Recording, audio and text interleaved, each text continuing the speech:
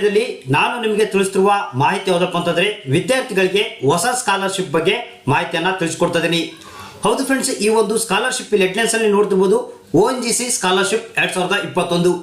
ಹೌದು ಫ್ರೆಂಡ್ಸ್, ಈ ಒಂದು ONGC ಸ್ಕಾಲರ್‌ಶಿಪ್ಗೆ ವಿದ್ಯಾರ್ಥಿಗಳು ಅರ್ಜಿಯನ್ನು ಸಲ್ಲಿಸೋದ್ರಿಂದ ಒಂದು ವರ್ಷಕ್ಕೆ 48,000 ರೂಪಾಯಿ ಸ್ಕಾಲರ್‌ಶಿಪ್ ಅನ್ನು ಪಡೆಯಬಹುದು. ಅಂದ್ರೆ ಇಲ್ಲಿ ಎಲ್ಲ ಕ್ಯಾಟಗರಿಯ ವಿದ್ಯಾರ್ಥಿಗಳು ಅರ್ಜಿಯನ್ನು ಸಲ್ಲಿಸಬಹುದು. ಜನರಲ್ ಕ್ಯಾಟಗರಿಯವರು ವಿದ್ಯಾರ್ಥಿಗಳು ಅರ್ಜಿಯನ್ನು ಸಲ್ಲಿಸಬಹುದು, SC ST ವಿದ್ಯಾರ್ಥಿಗಳು ಅರ್ಜಿಯನ್ನು ಸಲ್ಲಿಸಬಹುದು, OBC ವಿದ್ಯಾರ್ಥಿಗಳು ಕೂಡ ಅರ್ಜಿಯನ್ನು ಸಲ್ಲಿಸಬಹುದು. ಹಾಗಾದ್ರೆ ಈ ಒಂದು ONGC ಸ್ಕಾಲರ್‌ಶಿಪ್ಗೆ ಆನ್ಲೈನ್ ಮುಖಾಂತರ ಯಾವ ರೀತಿ ಅರ್ಜಿ ಸಲ್ಲಿಸೋದು, ಈ ಒಂದು ONGC ಸ್ಕಾಲರ್‌ಶಿಪ್ಗೆ ಅರ್ಜಿಯನ್ನು ವಿದ್ಯಾರ್ಥಿಗಳು ಸಲ್ಲಿಸಬೇಕಾದ್ರೆ ಯಾವೆಲ್ಲ ಅರ್ಹತೆಗಳು ಅಥವಾ ಎಲಿಜಿಬಿಲಿಟಿಯನ್ನು ಹೊಂದಿರಬೇಕು, ಮತ್ತೆ ವಿದ್ಯಾರ್ಥಿಗಳ ಹತ್ರ ಯಾವ್ಯಾವ ಡಾಕ್ಯುಮೆಂಟ್ಸು ಅಥವಾ ದಾಖಲಾತಿಗಳು ಇರಬೇಕು ಈ ಸ್ಕಾಲರ್‌ಶಿಪ್ಗೆ ಅರ್ಜಿಯನ್ನು ಸಲ್ಲಿಸಬೇಕಾದ್ರೆ ಅನ್ನೋದ್ರ ಬಗ್ಗೆ ಸಂಪೂರ್ಣವಾದಂಥ ಡೀಟೇಲ್ಸ್ನ ನಾನು ಇವತ್ತಿನ ವಿಡಿಯೋದಲ್ಲಿ ತಿಳಿಸ್ಕೊಡ್ತಾ ಇದ್ದೀನಿ. ಅದಕ್ಕಿಂತ ಮುಂಚಿತವಾಗಿ ನೀವು ನಮ್ಮ ಚಾನಲ್ನ ಸಬ್ಸ್ಕ್ರೈಬ್ ಆಗಿಲ್ಲ ಅಂತಂದ್ರೆ ಕೆಳಗಡೆ ರೆಡ್ ಬಟನ್ ಅಲ್ಲಿ ಸಬ್ಸ್ಕ್ರೈಬ್ ಅಂತ ಇರುತ್ತೆ, ಅದ್ರ ಮೇಲೆ ಕ್ಲಿಕ್ ಮಾಡಿ, ನಂತರ ಬೆಲ್ ಐಕಾನ್ ಮೇಲೆ ಕ್ಲಿಕ್ ಮಾಡಿ ಅಲ್ಲಿ ಆಲ್ ನೋಟಿಫಿಕೇಶನ್ ಅಂತ ಸೆಲೆಕ್ಟ್ ಮಾಡ್ಕೊಳ್ಳಿ. ಬನ್ನಿ ಫ್ರೆಂಡ್ಸ್, ವಿಡಿಯೋನ ಶುರು ಮಾಡೋಣ. ಫ್ರೆಂಡ್ಸ್, ಮೊದಲಿಗೆ ಈ ಒಂದು ವೆಬ್ಸೈಟ್ ಅನ್ನ ಓಪನ್ ಮಾಡ್ಕೊಳ್ಬೇಕು ನೀವು. ಅಂದ್ರೆ ಇದರ ಲಿಂಕ್ ಅನ್ನ ಕೆಳಗಡೆ ಡಿಸ್ಕ್ರಿಪ್ಷನ್ ಬಾಕ್ಸ್ ಅಲ್ಲಿ ಹಾಕಿರ್ತೀನಿ, ಡೈರೆಕ್ಟ್ ಆಗಿ ಅಲ್ಲಿಂದ ನೀವು ಓಪನ್ ಮಾಡ್ಕೊಂಡು ಈ ಒಂದು ONGC ಸ್ಕಾಲರ್‌ಶಿಪ್ಗೆ ಅರ್ಜಿಯನ್ನ ಸಲ್ಲಿಸಬಹುದು. ಫ್ರೆಂಡ್ಸ್, ಈ ಒಂದು ವೆಬ್ಸೈಟ್ ಅನ್ನ ನೀವು ಓಪನ್ ಮಾಡಿದ್ಮೇಲೆ ಇಲ್ಲಿ ಕೆಳಗಡೆ ಬರಬೇಕಾಗುತ್ತೆ. ಕೆಳಗಡೆ ಬಂದ್ರೆ ಮೊದಲನೇದಾಗಿ ONGC ಸ್ಕಾಲರ್‌ಶಿಪ್ಗೆ ನೀವು ಅರ್ಜಿಯನ್ನ ಸಲ್ಲಿಸಬೇಕಾದ್ರೆ ಯಾವೆಲ್ಲ ಅರ್ಹತೆಗಳನ್ನ ವಿದ್ಯಾರ್ಥಿಗಳು ಹೊಂದಿರಬೇಕು ಅಥವಾ ವಿದ್ಯಾರ್ಥಿಗಳಿಗೆ ಏನೆಲ್ಲ ಎಲಿಜಿಬಿಲಿಟಿ ಇರಬೇಕು ಅನ್ನೋದನ್ನ ಒಂದೊಂದಾಗಿ ನಾನು ನಿಮಗೆ ತಿಳಿಸ್ಕೊಡ್ತೀನಿ. ಫ್ರೆಂಡ್ಸ್, ಮೊದಲನೇದಾಗಿ ಈ ಒಂದು ONGC ಸ್ಕಾಲರ್‌ಶಿಪ್ಗೆ ಯಾವ ವಿದ್ಯಾರ್ಥಿ ಅರ್ಜಿಯನ್ನು ಸಲ್ಲಿಸಿರ್ತಾನೆ ಆ ವಿದ್ಯಾರ್ಥಿ ಯಾವುದೇ ಒಂದು ಕ್ಯಾಟಗರಿಯ ವಿದ್ಯಾರ್ಥಿ ಆಗಿರ್ಬೋದು. ಅಂದ್ರೆ ಜನರಲ್ ಕ್ಯಾಟಗರಿಯ ವಿದ್ಯಾರ್ಥಿ, SC ST ಕ್ಯಾಟಗರಿಯ ವಿದ್ಯಾರ್ಥಿ, OBC ಕ್ಯಾಟಗರಿಯ ವಿದ್ಯಾರ್ಥಿ ಕೂಡ ಈ ಒಂದು ಸ್ಕಾಲರ್‌ಶಿಪ್ಗೆ ಅರ್ಜಿಯನ್ನ ಸಲ್ಲಿಸಬಹುದು. ಇನ್ನು ಎರಡನೇದಾಗಿ ಯಾವ ತರಗತಿಯಲ್ಲಿ ಓದ್ತಿರುವಂತಹ ವಿದ್ಯಾರ್ಥಿಗಳು ಈ ಒಂದು ONGC ಸ್ಕಾಲರ್‌ಶಿಪ್ಗೆ ಅರ್ಜಿಯನ್ನ ಸಲ್ಲಿಸಬಹುದು ಅನ್ನೋದ್ರ ಬಗ್ಗೆ ತಿಳಿಸ್ಕೊಡ್ತೀನಿ. ಅಂದ್ರೆ ನಿಮಗೆ ಇಂಜಿನಿಯರಿಂಗ್ ಮಾಡ್ತಿರುವಂತಹ ವಿದ್ಯಾರ್ಥಿಗಳು, ಅಂದ್ರೆ ಇಂಜಿನಿಯರಿಂಗ್ ನಲ್ಲಿ ಫಸ್ಟ್ ಇಯರ್ ಮಾಡ್ತಿರ್ತಾರಲ್ಲ ಅಂತ ಒಂದು ವಿದ್ಯಾರ್ಥಿಗಳು ಈ ಸ್ಕಾಲರ್‌ಶಿಪ್ಗೆ ಅರ್ಜಿಯನ್ನ ಸಲ್ಲಿಸಬಹುದು. ಇನ್ನು MBBS ಕೋರ್ಸ್ ಮಾಡ್ತಿರುವಂತಹ ವಿದ್ಯಾರ್ಥಿಗಳು ಏನಿರ್ತಾರೆ ಅವರು ಕೂಡ ಈ ಒಂದು ONGC ಸ್ಕಾಲರ್‌ಶಿಪ್ಗೆ ಅರ್ಜಿಯನ್ನ ಸಲ್ಲಿಸಬಹುದು. ಇನ್ನು ಮಾಸ್ಟರ್ ಡಿಗ್ರಿ ಅಂದ್ರೆ ಜಿಯಾಲಜಿಯಲ್ಲಿ ಮಾಸ್ಟರ್ ಡಿಗ್ರಿಯನ್ನ ಮಾಡ್ತಿರುವಂತಹ ವಿದ್ಯಾರ್ಥಿಗಳು ಅರ್ಜಿಯನ್ನ ಸಲ್ಲಿಸಬಹುದು, ಅಥವಾ ಜಿಯೋ ಫಿಸಿಕ್ಸ್ ನಲ್ಲಿ ಮಾಸ್ಟರ್ ಡಿಗ್ರಿಯನ್ನ ಮಾಡ್ತಿರುವಂತಹ ವಿದ್ಯಾರ್ಥಿಗಳು ಈ ಸ್ಕಾಲರ್‌ಶಿಪ್ಗೆ ಅರ್ಜಿಯನ್ನ ಸಲ್ಲಿಸಬಹುದು. ಇನ್ನು MBA ಪ್ರೋಗ್ರಾಮ್ ಮಾಡ್ತಿರುವಂತಹ ವಿದ್ಯಾರ್ಥಿಗಳು ಅಂದ್ರೆ MBA ಕೋರ್ಸ್ ಅನ್ನ ಮಾಡ್ತಿರುವಂತಹ ವಿದ್ಯಾರ್ಥಿಗಳು ಕೂಡ ಈ ಒಂದು ONGC ಸ್ಕಾಲರ್‌ಶಿಪ್ಗೆ ಅರ್ಜಿಯನ್ನ ಸಲ್ಲಿಸಬಹುದು. ಈ ಎಲ್ಲ ವಿದ್ಯಾರ್ಥಿಗಳು ಈ ಸ್ಕಾಲರ್‌ಶಿಪ್ಗೆ ಅರ್ಜಿಯನ್ನ ಸಲ್ಲಿಸಬಹುದು. ಹಾಗೂ ಅದೇ ರೀತಿಯಾಗಿ ನೀವು ಕಳೆದ ವರ್ಷ ಏನು ಎಕ್ಸಾಮ್ ಪಾಸ್ ಮಾಡಿರ್ತೀರ ಆ ಒಂದು ಎಕ್ಸಾಮ್ ನಲ್ಲಿ ಕನಿಷ್ಠ 60% ಅಂಕಗಳನ್ನ ನೀವು ಪಡೆದಿರಬೇಕಾಗುತ್ತೆ. ಇನ್ನು ನಿಮ್ಮ ಒಂದು ಫ್ಯಾಮಿಲಿ ಇನ್ಕಮ್ ವಾರ್ಷಿಕ ವರಮಾನ, ನಿಮ್ಮ ಕುಟುಂಬದ ವಾರ್ಷಿಕ ವರಮಾನ ಎಷ್ಟಿರಬೇಕಂದ್ರೆ 2 ಲಕ್ಷದ ಒಳಗಡೆ ಇರಬೇಕಾಗುತ್ತೆ. ಇನ್ನು ನಿಮಗೆ ಏಜ್ ಲಿಮಿಟ್ ಕೂಡ ಕೊಡಲಾಗಿದೆ. ಎಷ್ಟು ಏಜ್ ಒಳಗಿರುವಂತಹ ವಿದ್ಯಾರ್ಥಿಗಳು ಅರ್ಜಿಯನ್ನು ಸಲ್ಲಿಸಬಹುದು ಅಂದ್ರೆ 30 ಏಜ್ ಒಳಗಡೆ ಇರುವಂತಹ ವಿದ್ಯಾರ್ಥಿಗಳು ಅರ್ಜಿಯನ್ನು ಸಲ್ಲಿಸಬಹುದು. ಅಂದ್ರೆ 30 ಏಜ್ ಮೇಲೆ ಅವರ ವಯಸ್ಸು ಇರಬಾರ್ದು. ಇಷ್ಟು ಎಲಿಜಿಬಿಲಿಟಿ ಇತ್ತಪ್ಪ ಅಂತಂದ್ರೆ ONGC ಸ್ಕಾಲರ್‌ಶಿಪ್ಗೆ ಅರ್ಜಿಯನ್ನ ವಿದ್ಯಾರ್ಥಿಗಳು ಸಲ್ಲಿಸಬಹುದು. ವಿದ್ಯಾರ್ಥಿಗಳು ONGC ಸ್ಕಾಲರ್‌ಶಿಪ್ಗೆ ಅರ್ಜಿಯನ್ನ ಸಲ್ಲಿಸಿದ ಮೇಲೆ ಒಂದು ವರ್ಷಕ್ಕೆ 48,000 ರೂಪಾಯಿ ಸ್ಕಾಲರ್‌ಶಿಪ್ ಅನ್ನ ಉಚಿತವಾಗಿ ನೀಡಲಾಗುತ್ತೆ. ಅಂದ್ರೆ ಇಲ್ಲಿ ಯಾವ್ಯಾವ ಕ್ಯಾಟಗರಿಯಲ್ಲಿ ಎಷ್ಟೆಷ್ಟು ವಿದ್ಯಾರ್ಥಿಗಳನ್ನ ಆಯ್ಕೆ ಮಾಡಲಾಗುತ್ತೆ ಅನ್ನೋದನ್ನ ಕೊಡಲಾಗಿದೆ. ಜನರಲ್ ಕ್ಯಾಟಗರಿಯಿಂದ 500 ವಿದ್ಯಾರ್ಥಿಗಳನ್ನ ಆಯ್ಕೆ ಮಾಡಲಾಗುತ್ತೆ, ಮತ್ತೆ OBC ಕ್ಯಾಟಗರಿಯ ವಿದ್ಯಾರ್ಥಿಗಳನ್ನ 500 ಮಂದಿ ವಿದ್ಯಾರ್ಥಿಗಳನ್ನ ಆಯ್ಕೆ ಮಾಡಲಾಗುತ್ತೆ. ಇನ್ನು SC ST ವಿದ್ಯಾರ್ಥಿಗಳಲ್ಲಿ 1,000 SC ST ವಿದ್ಯಾರ್ಥಿಗಳನ್ನ ಆಯ್ಕೆ ಮಾಡಲಾಗುತ್ತೆ. ಈ ರೀತಿಯಾಗಿ ಆಯ್ಕೆ ಮಾಡಿ ಅವರು ಒಂದು ವರ್ಷಕ್ಕೆ 48,000 ರೂಪಾಯಿ ಉಚಿತವಾದಂತಹ ಸ್ಕಾಲರ್‌ಶಿಪ್ ಅನ್ನ ಕೊಡಲಾಗುತ್ತೆ.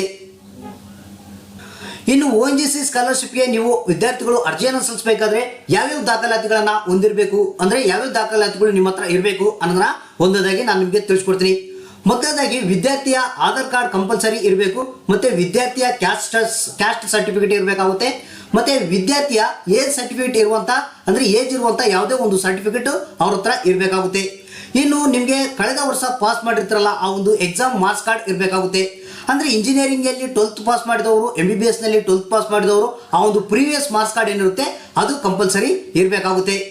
ಇನ್ನು ನಿಮಗೆ ಗೊತ್ತಿರುವಂತೆ ಯಾರ್ಯಾರು ಈ ಒಂದು MBA ಕೋರ್ಸ್ ಅನ್ನ ಮಾಡ್ತಿರ್ತಾರೆ ಅಥವಾ ಮಾಸ್ಟರ್ ಇನ್ ಜಿಯಾಲಜಿ ಅಥವಾ ಜಿಯೋ ಫಿಸಿಕ್ಸ್ ಕೋರ್ಸ್ ಅನ್ನ ಮಾಡ್ತಿರ್ತಾರೆ ಅಥವಾ ಏನು ಬೇರೆ ಒಂದು ನಾನು ಹೇಳಿರುವಂತೆ ಮೇಲೆ ಎಜುಕೇಶನ್ ಅನ್ನ ಮಾಡ್ತಿರ್ತಾರೆ ಅಂತವರು ಫಸ್ಟ್ ಇಯರ್ಗೆ ಅಡ್ಮಿಷನ್ ಆಗಿರುವಂತ ಒಂದು ಪ್ರೂಫ್ ಕೂಡ ಇಲ್ಲಿ ಬೇಕಾಗುತ್ತೆ. ಇನ್ನು ನಿಮಗೆ ಗೊತ್ತಿರುವಂತೆ ಏನು ಫ್ಯಾಮಿಲಿ ಇನ್ಕಮ್ ಸರ್ಟಿಫಿಕೇಟ್ ಬೇಕಾಗುತ್ತೆ. ಅಂದರೆ ಇನ್ಕಮ್ ಸರ್ಟಿಫಿಕೇಟ್ ಬಂದು ಇಲ್ಲಿ ಹಿಂದಿ ಅಥವಾ ಇಂಗ್ಲಿಷ್ ಲ್ಯಾಂಗ್ವೇಜ್ನಲ್ಲಿ ನಿಮ್ಮ ಇನ್ಕಮ್ ಸರ್ಟಿಫಿಕೇಟ್ ಇರಬೇಕಾಗುತ್ತೆ. ಇನ್ನು ವಿದ್ಯಾರ್ಥಿಯ ಬ್ಯಾಂಕ್ ಪಾಸ್ಬುಕ್ ಬೇಕಾಗುತ್ತೆ, ವಿದ್ಯಾರ್ಥಿಯ ಪಾನ್ ಕಾರ್ಡ್ ಕೂಡ ಇಲ್ಲಿ ಬೇಕಾಗುತ್ತೆ. ಇಷ್ಟು ಆದ ನಂತರ ಒಂದು ಲಾಸ್ಟ್ ಕೊನೆಯದಾಗಿ ಘೋಷಣಾ ಪತ್ರ ಅಂತ ಒಂದು ಕೇಳಿದಾನೆ ಇಲ್ಲಿ, ಅಂಡರ್ಟೇಕಿಂಗ್ ಅಂತ ಒಂದು ಘೋಷಣಾ ಪತ್ರ. ಇದು ನಿಮ್ಮ ಕಾಲೇಜ್ಗಳಲ್ಲಿ ಕೇಳಿದರೆ ಅಥವಾ ಜೆರಾಕ್ಸ್ ಅಂಗಡಿಗಳಲ್ಲಿ ಕೇಳಿದ್ರೆ ಸಿಗುತ್ತೆ ಘೋಷಣಾ ಪತ್ರ ಅಂತ. ಇದನ್ನ ಕೂಡ ನೀವು ನಿಮ್ಮ ಹತ್ರ ಈ ಒಂದು ಘೋಷಣಾ ಪತ್ರ ಇರಬೇಕು. ಇಷ್ಟು ದಾಖಲಾತಿಗಳು ಇತ್ತಪ್ಪ ಅಂತಂದ್ರೆ ನೀವು ONGC ಸ್ಕಾಲರ್ಶಿಪ್ಗೆ ಅರ್ಜಿಯನ್ನ ಸಲ್ಲಿಸಬಹುದು. ಫ್ರೆಂಡ್ಸ್, ವಿದ್ಯಾರ್ಥಿಗಳು ONGC ಸ್ಕಾಲರ್ಶಿಪ್ಗೆ ಅರ್ಜಿಯನ್ನು ಸಲ್ಲಿಸಬೇಕಾದ್ರೆ ಈ ಒಂದು ವೆಬ್ಸೈಟ್ ಅನ್ನ ಓಪನ್ ಮಾಡಿದ ಮೇಲೆ ಇಲ್ಲಿ ಕೆಳಗಡೆ ನೋಡ್ತಿರ್ಬೋದು ಅಪ್ಲೈ ನೌ ಅಂತ ಇದೆ. ಜಸ್ಟ್ ಇದ್ರ ಮೇಲೆ ನೀವು ಕ್ಲಿಕ್ ಮಾಡಬೇಕು. ನಿಮಗೆ ONGC ಸ್ಕಾಲರ್ಶಿಪ್ಗೆ ಅರ್ಜಿ ಸಲ್ಲಿಸೋದಕ್ಕೆ ಆನ್ಲೈನ್ ನಲ್ಲಿ ಈ ರೀತಿಯಾಗಿ ಓಪನ್ ಆಗುತ್ತೆ. ನಿಮ್ಮ ಕೆಟಗರಿಯನ್ನ ನೋಡ್ಕೊಂಡು ನೀವು ಯಾವ ಕೋರ್ಸ್ ಅನ್ನ ಮಾಡ್ತಾ ಇದ್ರಾ ಅನ್ನೋದನ್ನು ನೋಡ್ಕೊಂಡು ಇಲ್ಲಿ ಸೆಲೆಕ್ಷನ್ ಮಾಡಬೇಕು. ಇಲ್ಲಿ UG PG ಅಂತ ಕೊಡಲಾಗಿದೆ ಆಪ್ಷನ್ಗಳನ್ನ ನೋಡ್ತಿರ್ಬೋದು. ನೀವು ನಿಮ್ಮ ಕೆಟಗರಿಯಲ್ಲಿ ಯಾವ ಕೋರ್ಸನ್ನು ಮಾಡ್ತಾ ಇದ್ದೀರ ಅಂತ ನೋಡ್ಕೊಂಡು ಇಲ್ಲಿ ನೀವು ಸೆಲೆಕ್ಟ್ ಮಾಡ್ಕೊಬೇಕು. ಜಸ್ಟ್ ಇಲ್ಲಿ ನಾನು ಈಗ ಸೆಲೆಕ್ಟ್ ಮಾಡ್ಕೊಂಡಿದ್ದೀನಿ. ನಂತರ ಇಲ್ಲಿ ರೂಲ್ಸ್ ಫಾರ್ ಸ್ಕೀಮ್ ಅಂತ ಕಾಣುತ್ತೆ, ನೀವು ನೋಡ್ತಿರ್ಬೋದು. ಈ ಸ್ಕೀಮ್ಗೆ ಸಂಬಂಧಪಟ್ಟಂತಹ ಕೆಲವೊಂದು ರೂಲ್ಸ್ಗಳನ್ನು ಕೊಡಲಾಗಿದೆ. ಇವುಗಳನ್ನು ಓದ್ಕೊಂಡು ಐ ಹ್ಯಾವ್ ರೀಡ್ ಅಂತ ಒಂದು ಬಾಕ್ಸ್ ಇದೆ ನೋಡಿ ಫ್ರೆಂಡ್ಸ್, ಇದನ್ನ ಸೆಲೆಕ್ಟ್ ಮಾಡ್ಕೊಬೇಕು. ಅಂದ್ರೆ ಇಲ್ಲಿ ನಿಮಗೆ ಆ ಒಂದು ಡಾಕ್ಯುಮೆಂಟ್ಗಳು ಯಾವ ಬೇಕಂತ ಕೇಳಿದಾರಲ್ಲ, ಅಲ್ಲಿ ಒಂದು ಡಿಕ್ಲರೇಷನ್ ಘೋಷಣಾ ಪತ್ರ ಅಂತ ಇದೆಯಲ್ಲ, ಅದನ್ನ ನೀವು ಇಲ್ಲೇ ಒಂದು ಡೌನ್ಲೋಡ್ ಮಾಡ್ಕೊಬಹುದು. ಇಲ್ಲಿ ನೋಡ್ತಿರ್ಬೋದು ಡಿಕ್ಲರೇಷನ್ ಅಂತ ಇದೆ. ಜಸ್ಟ್ ಇದ್ರ ಮೇಲೆ ಕ್ಲಿಕ್ ಮಾಡಿ ಈ ಒಂದು ಅಪ್ಲಿಕೇಶನ್ ನ ಫಾರಮ್ ನ ಡೌನ್ಲೋಡ್ ಮಾಡ್ಕೊಂಡು ಅದನ್ನ ಫುಲ್ಫಿಲ್ ಮಾಡಿ ಸ್ಕ್ಯಾನ್ ಮಾಡ್ಕೊಂಡು ಸೇವ್ ಮಾಡ್ಕೊಂಡು ಇಟ್ಕೊಳ್ಬೇಕು. ಯಾಕಂದ್ರೆ ಡಾಕ್ಯುಮೆಂಟ್ ನ ಅಪ್ಲೋಡ್ ಮಾಡಬೇಕಾಗುತ್ತೆ. ಇನ್ನು ಅಂಡರ್ಟೇಕಿಂಗ್ ಅಂತ ಒಂದು ಡಾಕ್ಯುಮೆಂಟ್ ಅನ್ನ ಕೇಳಲಾಗಿದೆ. ಇದನ್ನು ಕೂಡ ನೀವು ಜಸ್ಟ್ ಇಲ್ಲಿ ಕ್ಲಿಕ್ ಮಾಡಿ ಇದನ್ನ ಡೌನ್ಲೋಡ್ ಮಾಡ್ಕೊಂಡು ಫುಲ್ಫಿಲ್ ಮಾಡಿ ಸ್ಕ್ಯಾನ್ ಮಾಡ್ಕೊಂಡು ಸೇವ್ ಮಾಡ್ಕೊಂಡು ಇಟ್ಕೊಳ್ಬೇಕಾಗುತ್ತೆ.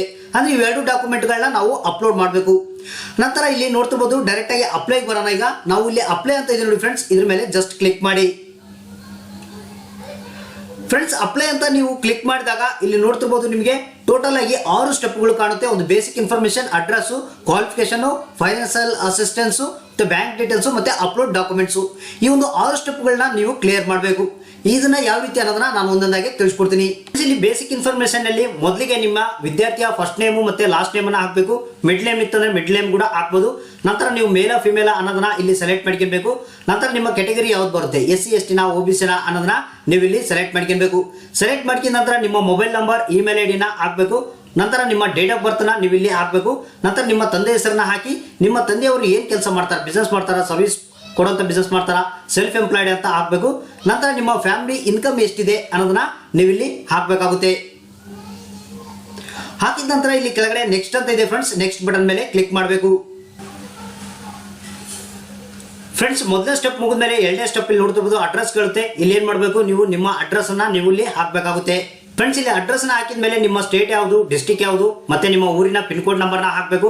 ಮತ್ತೆ ಮೇಲೆ ಕೊಟ್ಟಿರುವಂತ ಅಡ್ರೆಸ್ ಈಗ ಪರ್ಮನೆಂಟ್ ಅಡ್ರೆಸ್ ಏನಿದೆ ಸೇಮ್ ಇತ್ತಪ್ಪ ಅಂತಂದ್ರೆ ಇಲ್ಲಿ ಕಾಲಮ್ ಇದೆ, 2 ಅಡ್ರೆಸ್ ಸೇಮ್ ಅನ್ನಂಗ ಅದನ್ನ ಸೆಲೆಕ್ಟ್ ಮಾಡ್ಕೊಂಡ್ರೆ ಸಾಕು. ಆಟೋಮೆಟಿಕ್ ಆಗಿ ಮೇಲೆ ಕೊಟ್ಟಂತ ಅಡ್ರೆಸ್ ಕೆಳಗಡೆ ಬರುತ್ತೆ. ನಂತರ ಇಲ್ಲಿ ನೆಕ್ಸ್ಟ್ ಅಂತ ನೀವು ಕ್ಲಿಕ್ ಮಾಡಿ. ಫ್ರೆಂಡ್ಸ್, ನಂತರ ಕ್ವಾಲಿಫಿಕೇಶನ್ ಡೀಟೇಲ್ಸ್ ಅಂತಂದ್ರೆ ಇಲ್ಲಿ ನೋಡ್ತಿರ್ಬೋದು ನಿಮ್ಮ ಇನ್ಸ್ಟಿಟ್ಯೂಟ್ ನೇಮ್ ಅನ್ನ ಹಾಕಬೇಕು. ನಂತರ ಅದರ ಒಂದು ಅಡ್ರೆಸ್ ನ ಹಾಕಬೇಕಾಗುತ್ತೆ. ಆ ಒಂದು ಇನ್ಸ್ಟಿಟ್ಯೂಟ್ ಯಾವ ಸ್ಟೇಟ್ ನಲ್ಲಿ ಇದೆ, ಯಾವ ಡಿಸ್ಟ್ರಿಕ್ಟ್ ನಲ್ಲಿ ಇದೆ, ಯಾವ ಊರಿನಲ್ಲಿದೆ ಅನ್ನೋದನ್ನ ಪಿನ್ ಕೋಡ್ ಕೂಡ ಹಾಕಬೇಕು. ನಂತರ ನಿಮಗೆ ಡೇಟ್ ಆಫ್ ಅಡ್ಮಿಷನ್, ಆ ಒಂದು ಇನ್ಸ್ಟಿಟ್ಯೂಟ್ ನಲ್ಲಿ ನೀವು ಅಡ್ಮಿಷನ್ ಮಾಡಿಸಿದಂತ ಡೇಟ್ ಅನ್ನ ಹಾಕಬೇಕು. ನಂತರ ಯಾವ ಕೋರ್ಸ್ ಅನ್ನ ಮಾಡ್ತಿದ್ರೆ ಅನ್ನೋದನ್ನ ಹಾಕಬೇಕು. ಮತ್ತೆ ಅದು ಇನ್ಸ್ಟಿಟ್ಯೂಟ್ ಏನಿದೆ ರೆಕಗ್ನೈಸ್ಡ್ ಅಂತ ಕೇಳುತ್ತೆ, ಎಸ್ ಅಂತ ಹಾಕಬೇಕು. ಮತ್ತೆ ಆ ಒಂದು ಯೂನಿವರ್ಸಿಟಿ ಯಾವುದು, ಮತ್ತೆ ಯಾವ ಕೋರ್ಸ್ ಅನ್ನ ಮಾಡ್ತಿದ್ರ, ಅದರಲ್ಲಿ ಯಾವ ಸಬ್ಜೆಕ್ಟ್ ಅನ್ನ ತಗೊಂಡಿದ್ರ, ಆ ಕೋರ್ಸ್ ಎಷ್ಟು ವರ್ಷ ಅನ್ನೋದನ್ನ ಹಾಕಬೇಕು.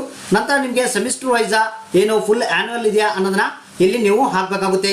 ಇಷ್ಟು ಹಾಕಿದ ನಂತರ ಇಲ್ಲಿ ಕೆಳಗಡೆ ಬಂದ್ರೆ ನಿಮಗೆ 10th ಪಾಸ್ ಆಗಿರುವಂತದ್ದು ಮತ್ತೆ PUC ಪಾಸ್ ಆಗಿರುವಂತದ್ದು ಡೀಟೇಲ್ಸ್ ನ ನೀವು ಇಲ್ಲಿ ಹಾಕಬೇಕು. ನಂತರ ಇಲ್ಲಿ ನಿಮಗೆ 10th ಯಾವ ಪಾಸ್ ಆಗಿದ್ರ ಆ ಒಂದು ಇಯರ್ ನ ಹಾಕಬೇಕು. 10th ಯಾವ ಒಂದು ಸ್ಕೂಲ್ ನಲ್ಲಿ ಓದಿದ್ರಿ, ಕಾಲೇಜ್ ನಲ್ಲಿ ಓದಿದ್ರಿ ಅನ್ನೋದನ್ನ ಹಾಕಬೇಕು. ಮತ್ತೆ ಯಾವ ಯೂನಿವರ್ಸಿಟಿ ಅದು, ಮತ್ತೆ ಯಾವ ಸ್ಟೇಟ್ ಅದು, ಮತ್ತೆ ನಿಮಗೆ ಫುಲ್ ಕೋರ್ಸ್ ಇತ್ತ, ಏನೋ ಪಾರ್ಟ್ ಟೈಮ್ ಕೋರ್ಸ್ ಇತ್ತ ಅನ್ನೋದನ್ನ ಹಾಕಬೇಕು. ಎಷ್ಟು ಮಾರ್ಕ್ಸ್ ಇತ್ತು, ಎಷ್ಟು ಮಾರ್ಕ್ಸ್ ಪಡೆದಿದ್ರಿ, ಎಷ್ಟು ಪರ್ಸೆಂಟೇಜ್ ಅನ್ನೋದನ್ನ ನೀವು ಇಲ್ಲಿ ಹಾಕಬೇಕು. ಅದೇ ರೀತಿಗೆ PUC ಸೆಕೆಂಡ್ ಇಯರ್ ಕೂಡ ಯಾವ ವರ್ಷದಲ್ಲಿ ಪಾಸ್ ಆದ್ರಿ, ಯಾವ ಕಾಲೇಜ್ನಲ್ಲಿ ಓದಿದ್ರಿ, ಮತ್ತೆ ಯಾವ ಯೂನಿವರ್ಸಿಟಿ, ಸ್ಟೇಟ್ ಯಾವುದು, ಫುಲ್ ಟೈಮಾ ಪಾರ್ಟ್ ಟೈಮಾ ಅನ್ನೋದನ್ನ ಹಾಕಿ ಇಲ್ಲಿ ಮಾರ್ಕ್ಸ್ ಡೀಟೇಲ್ಸ್ ನ ಹಾಕಬೇಕು. ಇಷ್ಟೆಲ್ಲ ಹಾಕಿದ ನಂತರ ಇಲ್ಲಿ ಕೆಳಗಡೆ ಮತ್ತೆ ನೆಕ್ಸ್ಟ್ ಅಂತ ನೀವು ಕ್ಲಿಕ್ ಮಾಡಿ. 4ನೇ ಕಾಲಮ್ ನಲ್ಲಿ ನೋಡ್ತಿರ್ಬೋದು ಫೈನಾನ್ಷಿಯಲ್ ಅಸಿಸ್ಟೆಂಟ್ ಅಂತ, ಅಂದ್ರೆ ನಿಮಗೆ ಏನಾದರೂ ಅದರ್ ಸ್ಕಾಲರ್ಶಿಪ್ ಅನ್ನ ಪಡಿತಾ ಇದ್ರೆ ಅಂತ ಕೇಳುತ್ತೆ. ಜಸ್ಟ್ ನೋ ಅಂತ ಸೆಲೆಕ್ಟ್ ಮಾಡ್ಕೊಳ್ಳಿ. ನಂತರ ಇಲ್ಲಿ ನೆಕ್ಸ್ಟ್ ಅಂತ ನೀವು ಕ್ಲಿಕ್ ಮಾಡಿ. ಫ್ರೆಂಡ್ಸ್, 5ನೇ ಸ್ಟೆಪ್ನಲ್ಲಿ ನಿಮಗೆ ಬ್ಯಾಂಕ್ ಡೀಟೇಲ್ಸ್ ಅಂತ ಕೇಳುತ್ತೆ. ಬ್ಯಾಂಕ್ ಡೀಟೇಲ್ಸ್ ಅಂತಂದ್ರೆ ನಿಮಗೆ ಏನು ಬ್ಯಾಂಕ್ನಲ್ಲಿ ಬ್ಯಾಂಕ್ ಅಕೌಂಟ್ನಲ್ಲಿ ನಿಮ್ಮ ಹೆಸರು ಯಾವ ರೀತಿ ಇರುತ್ತೆ ಅದೇ ರೀತಿ ಹೆಸರನ್ನ ಹಾಕಬೇಕು. ಯಾವ ಬ್ಯಾಂಕ್ನಲ್ಲಿ ನಿಮ್ಮ ಅಕೌಂಟ್ ಇದೆ ಅನ್ನೋದನ್ನ ಹಾಕಬೇಕು. ಆ ಒಂದು ಬ್ರಾಂಚ್ ಯಾವ ಊರಿನಲ್ಲಿದೆ ಅನ್ನೋದನ್ನ ಹಾಕಬೇಕು. ಬ್ಯಾಂಕ್ ಅಡ್ರೆಸ್ನ ಹಾಕಬೇಕು. ನಂತರ ಒಂದು ಟೆಲಿಫೋನ್ ನಂಬರ್ ಕೇಳುತ್ತೆ. ಆ ಒಂದು ಟೆಲಿಫೋನ್ ನಂಬರ್ನ ಹಾಕಿ ಬ್ಯಾಂಕಿಗೆ ಸಂಬಂಧಪಟ್ಟಂತೆ ಇದ್ರೆ ಅದನ್ನ ಹಾಕಿದ ನಂತರ ಇಲ್ಲಿ ಬ್ರಾಂಚ್ ಕೋಡ್ ಅಂತ ಕೇಳುತ್ತೆ. ಅಂದ್ರೆ ಇದನ್ನ ಬ್ಯಾಂಕ್ನಲ್ಲಿ ಕೇಳಿದ್ರೆ ಈ ಒಂದು ಬ್ರಾಂಚ್ ಕೋಡ್ ಸಿಗುತ್ತೆ. ಇಲ್ಲಾಂದ್ರೆ ನಿಮಗೆ ಆನ್ಲೈನ್ನಲ್ಲಿ ಸರ್ಚ್ ಮಾಡಿದ್ರು ಕೂಡ ನಿಮ್ಮ ಬ್ಯಾಂಕಿನ ಬ್ರಾಂಚ್ ಕೋಡ್ ಯಾವುದು ಅನ್ನೋದನ್ನ ಸರ್ಚ್ ಮಾಡಿದ್ರು ಕೂಡ ಸಿಗುತ್ತೆ. ಅದನ್ನ ನೀವು ಇಲ್ಲಿ ಹಾಕಬೇಕಾಗುತ್ತೆ. ಇಷ್ಟ ಹಾಕಿದ್ಮೇಲೆ ಬ್ಯಾಂಕಿನ IFSC ಕೋಡ್ ನಂಬರ್ನ ಹಾಕಿ ನಿಮ್ಮ ಅಕೌಂಟ್ ಯಾವುದು, ಸೇವಿಂಗ್ ಅಕೌಂಟಾ ಕರೆಂಟ್ ಅಕೌಂಟಾ ಅನ್ನೋದನ್ನ ಸೆಲೆಕ್ಟ್ ಮಾಡ್ಕೊಬೇಕು. ನಂತರ ಇಲ್ಲಿ ನೋಡ್ತಿರ್ಬೋದು ನಿಮಗೆ ಕೆಳಗಡೆ ಬಂದ್ರೆ ಅಕೌಂಟ್ ನಂಬರ್ ಕೇಳುತ್ತೆ. ನಿಮ್ಮ ಅಕೌಂಟ್ ನಂಬರ್ನ ಹಾಕಬೇಕು. ಇಷ್ಟೆಲ್ಲ ಹಾಕಿದ ನಂತರ ಇಲ್ಲಿ ಕೆಳಗಡೆ ನೋಡ್ತಿರ್ಬೋದು ಇಂಪಾರ್ಟೆಂಟ್ ನೋಟ್ ಅಂತ ಕೊಡಲಾಗಿದೆ. ಅಂದ್ರೆ ಇಲ್ಲಿ ಒಂದು ಫಾರಂ ಅನ್ನ ಕೊಡಲಾಗಿದೆ, ECS ಅಂತ. ಈ ಫಾರಂ ನ ಡೌನ್ಲೋಡ್ ಮಾಡ್ಕೊಂಡು ನೀವು ಇದನ್ನ ಸಿಗ್ನೇಚರ್ ಅಂದ್ರೆ ನಿಮ್ಮ ಬ್ಯಾಂಕ್ ಕಡೆಯಿಂದ ಒಂದು ಬ್ಯಾಂಕ್ ಆಫೀಸರ್, ಬ್ಯಾಂಕ್ ಮ್ಯಾನೇಜರ್ ಏನಿರ್ತಾರೆ, ನಿಮ್ಮ ಅಕೌಂಟ್ ಯಾವ ಬ್ಯಾಂಕ್ ನಲ್ಲಿ ಇರುತ್ತೆ ಆ ಬ್ಯಾಂಕ್ ಮ್ಯಾನೇಜರ್ ಕಡೆಯಿಂದ ಈ ಒಂದು ಫಾರಮ್ಗೆ ಸಹಿ ಮಾಡಿಸಿಕೊಂಡು ಇದನ್ನ ನೀವು ಸ್ಕ್ಯಾನ್ ಮಾಡ್ಕೊಂಡು ಇದರಲ್ಲಿ ಸೇವ್ ಮಾಡ್ಕೊಂಡು ಇಟ್ಕೊಳ್ಬೇಕು. ಯಾಕಂದ್ರೆ ಮುಂದೆ ಡಾಕ್ಯುಮೆಂಟ್ಗಳನ್ನ ಅಪ್ಲೋಡ್ ಮಾಡುವಂತ ಸಂದರ್ಭದಲ್ಲಿ ಈ ಒಂದು ಡಾಕ್ಯುಮೆಂಟ್ ಕೂಡ ನೀವು ಅಪ್ಲೋಡ್ ಮಾಡಬೇಕಾಗುತ್ತೆ. ಈಗ ನಾವು ನೆಕ್ಸ್ಟ್ ಅಂತ ನಾವು ಇಲ್ಲಿ ಕ್ಲಿಕ್ ಮಾಡೋಣ. ಫ್ರೆಂಡ್ಸ್, ಕೊನೆಯದಾಗಿ 6ನೇ ಸ್ಟೆಪ್ನಲ್ಲಿ ಡಾಕ್ಯುಮೆಂಟ್ಗಳನ್ನ ಅಪ್ಲೋಡ್ ಮಾಡೋದಿರುತ್ತೆ. ಅಂದ್ರೆ ಇಲ್ಲಿ ನೋಡ್ತಿರ್ಬೋದು ಎಲ್ಲ ಡಾಕ್ಯುಮೆಂಟ್ಗಳನ್ನ ನೀವು ಮೊದಲಿಗೆ ಸ್ಕ್ಯಾನ್ ಮಾಡ್ಕೊಂಡು ಇಟ್ಕೊಂಡಿರ್ಬೇಕು. ಪಾನ್ ಕಾರ್ಡ್ನ ಅಪ್ಲೋಡ್ ಮಾಡಬೇಕಾಗುತ್ತೆ.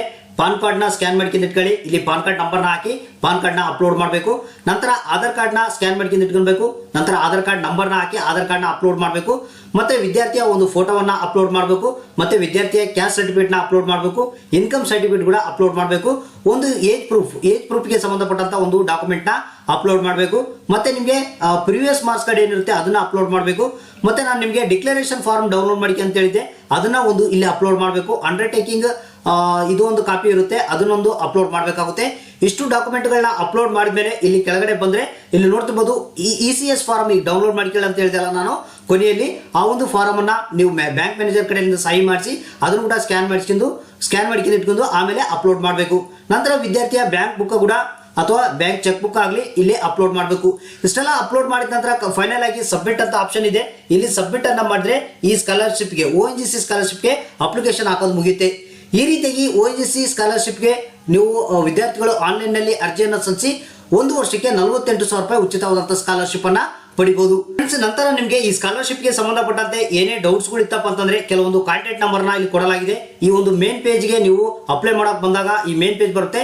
ಇಲ್ಲಿ ಕಾಂಟ್ಯಾಕ್ಟ್ ಅಂತ ಇದೆ. ಕಾಂಟ್ಯಾಕ್ಟ್ ನಲ್ಲಿ ನೋಡ್ತಿರ್ಬೋದು ಟೆಲಿಫೋನ್ ನಂಬರ್ ಅನ್ನ ಕೊಡಲಾಗಿದೆ. ಮತ್ತೆ ಇಮೇಲ್ ID ಕೂಡ ಕೊಡಲಾಗಿದೆ. ಇವುಗಳಿಗೆ ಕಾಂಟ್ಯಾಕ್ಟ್ ಮಾಡೋದ್ರ ಮುಖಾಂತರ ಹೆಚ್ಚಿನ ಒಂದು ಮಾಹಿತಿಯನ್ನ ನೀವು ಪಡಿಬಹುದು. ಫ್ರೆಂಡ್ಸ್, ಈ ಮಾಹಿತಿ ಇಷ್ಟ ಆಗಿತ್ತಂದ್ರೆ ಒಂದು ಲೈಕ್ ಮಾಡಿ. ತಪ್ಪದೆ ನಿಮ್ಮ ಸ್ನೇಹಿತರಿಗೆ ಎಲ್ಲ ವಿದ್ಯಾರ್ಥಿಗಳಿಗೆ ಈ ವಿಡಿಯೋನ ಶೇರ್ ಮಾಡಿ.